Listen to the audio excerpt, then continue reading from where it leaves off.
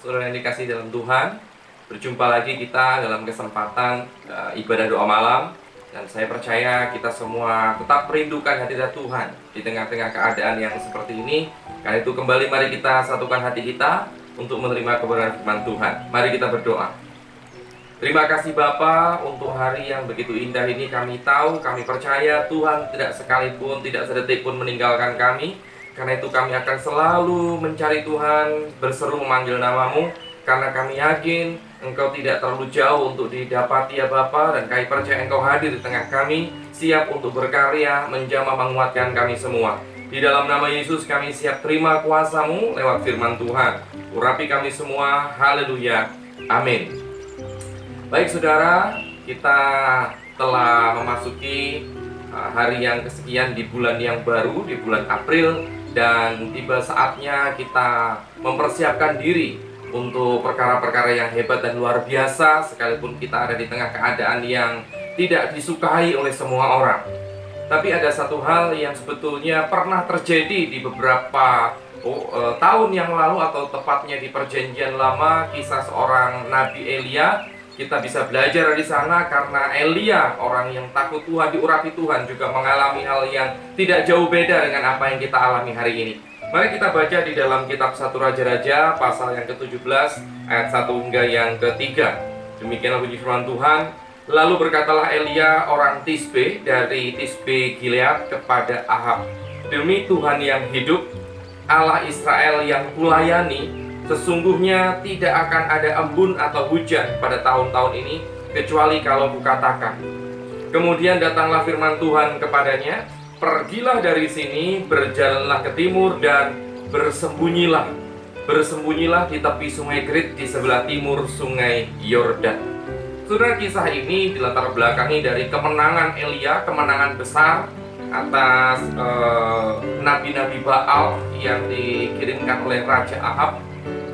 Dan kemenangan besar ini boleh dibilang sebagai kesuksesan yang luar biasa di Elia. Tetapi justru setelah kemenangan besar, justru di saat dia ada di puncak kejayaan, Elia justru disuruh untuk menyepi, untuk bersembunyi sendiri, ya, ada di tempat dalam kesendirian, ada di tempat yang sepi di dalam kesendirian, yaitu di tepi sungai Kerit. Saudara, apa yang dialami Elia ini sebetulnya tidak jauh beda dengan apa yang kita alami hari-hari ini. Seakan-akan kita memang diminta Tuhan, diarahkan Tuhan, keadaan yang Tuhan izinkan, sehingga kita harus menyepi dalam kehidupan kita masing-masing. Yang tadinya kita bisa berkumpul dengan orang banyak, kita dengan bebas beraktivitas, tetapi keadaan memaksa kita harus menyepi, saudara. Nah saudara, di sungai Kerit ini mengandung makna, berarti dia diasingkan, dipisahkan, atau tempat pengasingan, tempat pengasahan. Apa tujuan Tuhan melalui hal ini?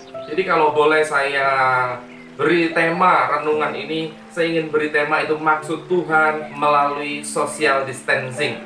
Saya rasa istilah ini sudah tidak asing bagi kita, karena hampir setiap hari di pemberitaan kita telah mendengar, membaca, melihat istilah ini muncul. Stay at home atau social distancing, physical distancing, dengan harapan setiap orang bisa berjaga jarak, menjaga jarak satu dengan lainnya, dan diharapkan sebisa mungkin tinggal di rumah masing-masing. Keadaan yang tidak diinginkan oleh banyak orang, keadaan yang sangat-sangat tidak nyaman, dan itulah yang pernah dialami oleh Elia, seorang nabi yang diurapi Tuhan, bahkan baru saja mengalami kemenangan. Ternyata justru Tuhan memerintahkannya untuk menyendiri di tepi sungai Kerit. Lalu apa maksud Tuhan? Karena tidak ada satupun perintah Tuhan tanpa tujuan. Semua pasti ada tujuannya. Untuk bisa menguatkan kita semua, agar kita tidak terlalu larut di dalam kesedihan, di dalam persungutan, tapi sebaliknya kita mengucap syukur. Kita harus tahu, belajar dari apa yang dialami Elia. Apa maksud Tuhan di balik social distancing semacam ini? Yang pertama, saudara, kalau kita belajar di Elia, ternyata lewat cara Tuhan ini, Tuhan inginkan yang namanya hubungan pribadi. Tuhan menginginkan sebuah hubungan pribadi. Elia dibawa Tuhan ke sungai Kerit supaya Elia punya waktu lebih dengan Tuhan, berdua hanya dengan Tuhan dalam hadiratnya. Saudara, Yesus pun memiliki salah satu kesukaan, yaitu menyendiri di dalam doa. Yesus punya kebiasaan untuk menarik diri dari tempat-tempat yang ramai. Dia menyendiri, terpencil untuk berdoa dan tinggal beberapa lama dalam hadirat Bapa. Ada banyak ayat mengatakan demikian. Demikian juga beberapa tokoh Alkitab seperti Yusuf, Paulus, Musa, dan lain sebagainya.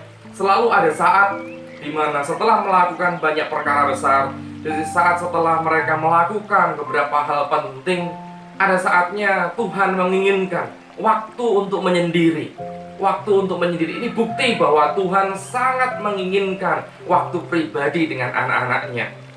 Saudara, sebuah panggilan yang kita tahu, yang kita sering dengar, sering kita baca, sering kita lihat, panggilan dari Allah seringkali panggilan untuk melayani, menjadi pengkhotbah, penginjil, singers atau pemain musik, pemimpin pujian atau apapun. Tapi jangan lupakan satu panggilan yang juga benar-benar merupakan panggilan, yaitu panggilan untuk menyendiri dengan Tuhan.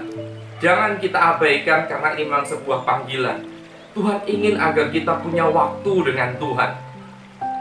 Saudara, kalau selama ini kita kenal Tuhan karena melalui orang lain, melalui perantara, mungkin lewat pendeta, gembala, melewati para pembimbing rohani kita, atau siapapun kita bisa mengenal Tuhan. Tapi ada saatnya Tuhan ingin kita mengenal Dia tanpa perantara, yaitu memiliki hubungan langsung, memiliki hubungan pribadi dengan Tuhan. Ada waktu khusus yang kita sediakan untuk berdua dengan Tuhan saja. Itulah yang Tuhan mau sesungguhnya. Saudara, dengan kejadian yang kita alami hari-hari ini, perlu kita tahu bahwa maksud Tuhan tentu bukan untuk membuat kita sengsara, bukan membuat kita binasa, karena tidak ada rancangan Tuhan, rancangan Bapa kita yang penuh kasih untuk membinasakan umatnya. Tapi kita harus tahu bahwa yang pertama adalah tujuannya adalah supaya kita punya waktu pribadi dengan Tuhan. Sungguh sesuatu yang indah tentunya ketika kita berdua dengan Tuhan, karena di sana kita memiliki kekuatan yang baru. Yang kedua, saudara, melalui social distancing seperti yang Elia alami, tujuan yang kedua itu Tuhan ingin membuktikan pemeliharaannya. Tuhan ingin membuktikan pemeliharaannya. Saudara, Tuhan tadi mengatakan bahwa akan terjadi kekeringan, hujan akan ditahannya, awan tidak akan menurunkan hujan. Artinya akan terjadi kekeringan dan pasti akan menjadi sebuah bencana kelaparan. Tetapi di ayat yang keempat tertulis demikian, engkau dapat minum dari sungai itu, dan burung-burung gagak telah kuperintahkan untuk memberi makan engkau di sana. Tuhan ingin menunjukkan bahwa betapa ketika sekalipun sumber penghidupan telah tertutup, sekalipun semua sumber penghidupan yang selama ini diandalkan oleh semua manusia telah tertutup, tidak bisa menghasilkan lagi karena kekeringan, tetapi Tuhan ingin membuktikan bahwa Tuhan selalu punya cara untuk memelihara umatnya. Ketika kekeringan dinyatakan Tuhan akan terjadi karena hujan tidak akan turun lagi, tetapi dengan tegas Tuhan mengingatkan, berkata kepada Elia, Tuhan ingin seakan-akan Elia tidak perlu khawatir, karena engkau dapat minum dari sungai itu, dan burung gagak telah kuperintahkan untuk memberi makan engkau di sana. Saudara, bahkan melewati hal yang tidak diperkirakan. Siapa menyangka burung gagak yang dikenal sebagai burung pemakan bangkai, burung gagak yang sering dijadikan simbol kematian atau dijadikan selalu dipakai untuk hal-hal yang berbau mistik, ternyata Tuhan bisa pakai sebagai alat transportasi, kurir untuk mengirimkan berkat. Di ayat yang kelima dan keenam dikatakan, lalu ia pergi dan ia melakukan seperti firman Tuhan. Ia pergi dan diam di tepi sungai Kerit di sebelah timur sungai Yordan. Artinya Elia mau taat dengan keadaan dan dengan perintah yang Tuhan berikan. Ayat 6, pada waktu pagi dan petang, burung-burung gagak membawa roti dan daging kepadanya, dan ia minum dari sungai itu. Saudara, betapa hebatnya, luar biasanya pemeliharaan Tuhan. Di di luar akal pikiran dan seperti tidak terbayangkan sebelumnya. Kita tahu burung gagak adalah burung pemakan daging, pemakan bangkai. Mari kita bayangkan, lalu dengan apa burung gagak itu membawa daging dan roti untuk mengirimkan kepada Elia jika tidak menggigitnya dengan paruhnya? Artinya, sewaktu-waktu daging yang dibawa dengan paruhnya ini bisa saja ditelannya. Tetapi kita lihat ternyata luar biasa. Burung gagak ini bisa mengantarkan daging dari tempat menuju ke Elia berada. Tidak ada yang mustahil bagi Tuhan. Lewat keadaan ini Tuhan hanya ingin membuktikan bahwa kita tidak perlu khawatir dengan dunia ini.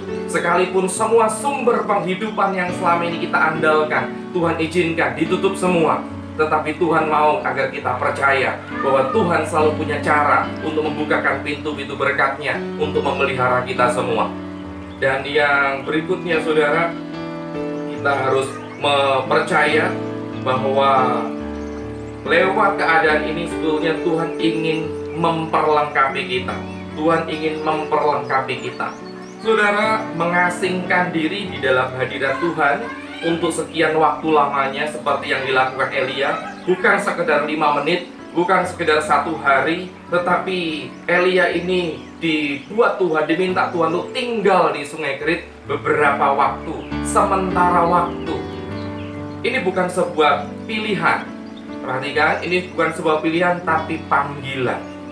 Seperti saat ini, bukankah kita tidak bisa memilih?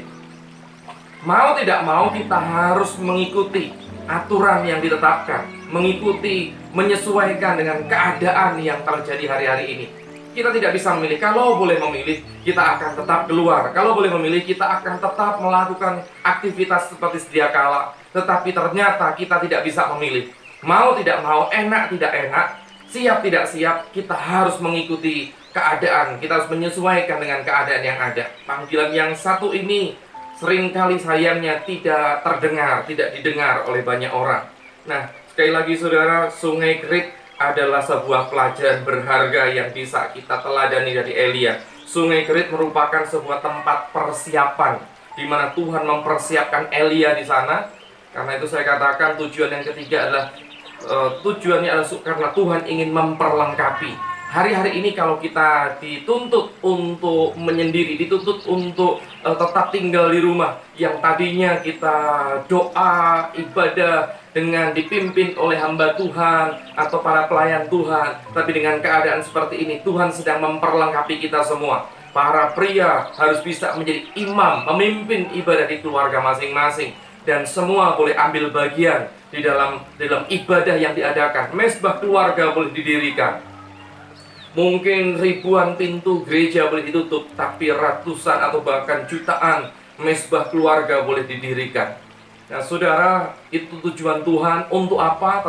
Kita diperlengkapi, pasti akan ada perkara besar yang sudah Tuhan sediakan bagi kita. Kita tidak tahu perkara apa itu yang Tuhan sediakan, tetapi percayalah, penderitaan yang terjadi hari-hari ini tidak akan berdampak pada penghidupan kita, karena kita selalu ada dalam pemeliharaannya.